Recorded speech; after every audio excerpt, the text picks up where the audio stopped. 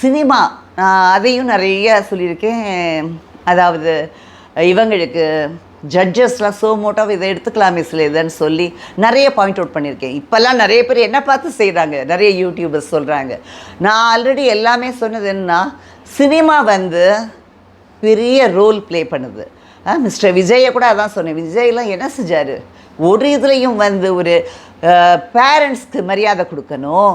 அதுக்கப்புறம் அவங்க ரியல் லைஃப்பில் எப்படி வேணா இருந்துட்டு போகிறாங்க. பட் சினிமாவில் சொல்கிறப்போ பேரண்ட்ஸ்க்கு மரியாதை கொடுக்கணும், அதுக்கப்புறம் எல்டர்ஸ்க்கு மரியாதை கொடுக்கணும், அதே மாதிரி கூட ஃப்ரெண்ட்ஸுக்கு வேல்யூ கொடுக்கணும். ஸ்டெப் பை ஸ்டெப்பாக தான் எல்லா ரிலேஷன்ஷிப்பும் எப்படி இருக்கணுங்கிறத சொல்லணும்.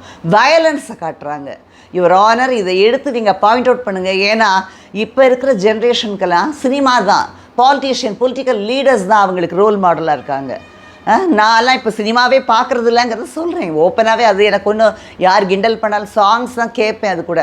பட் சினிமாஸ் எங்கள் பாப்பாவும் பார்க்க மாட்டேன்னு அவளுக்கு தெரியாது. எல்லாமே சில பேர் கூட கிண்டல் பண்ணுவாங்க, உங்களுக்கு பிடிக்கலை, நீங்கள் எம்ஜிஆரை பார்ப்பீங்க, அதுக்கப்புறம் பார்க்குறது இல்லை. எனக்கு அதுக்கப்புறம் மோகன் அவங்கெல்லாம் பார்த்துருக்கோம். பட் வயலன்ஸ் இருக்குது பார்த்தீங்களா, ஃபைட்டிங்கிறது சரியான அந்த இதை சொல்லி கொடுக்குற ஃபைட்டாக இருக்கணும். அதை விட்டுட்டு சும்மாவாது ஒருத்தருக்கு இந்த ஃபைட்டு அடிச்சுக்கிறது ஸ்கூல்ஸில் நடக்குது. இப்போ சினிமாலாம் நிறைய பேர் நான் ஆக்டர்ஸை பாயிண்ட் அவுட் பண்ண வேண்டாம், ஸ்கூல் காலேஜில் ஒருத்தருக்கு அடிச்சுக்கிறதுலாம் காட்டியிருக்காங்க நம்ம சினிமாவில். அப்புறம் வந்ததில் அதே மாதிரி அதெல்லாம் பார்த்து தான் பசங்களும் அந்த ஹீரோ பண்ணானே இந்த ஹீரோ பண்ணானேன்னு பண்ணுறாங்க.